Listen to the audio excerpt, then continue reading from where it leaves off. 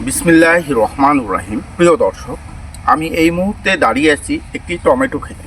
Tomato একটি চমৎকার সবজি এবং এটি দেখুন কত সুন্দর। এই দেখুন টমেটোগুলো কি পরিমাণ এসেছে। এর ফুলটা অত্যন্ত চমৎকার এবং দৃষ্টিনন্দন। এছাড়া টমেটো অসংখ্য উপকারী গুণে ভরপুর। এটিতে প্রচুর পরিমাণে ভিটামিন এ, সি, কে থাকে এবং অসংখ্য ভিটামিন এই টমেটো ফলে রয়েছে।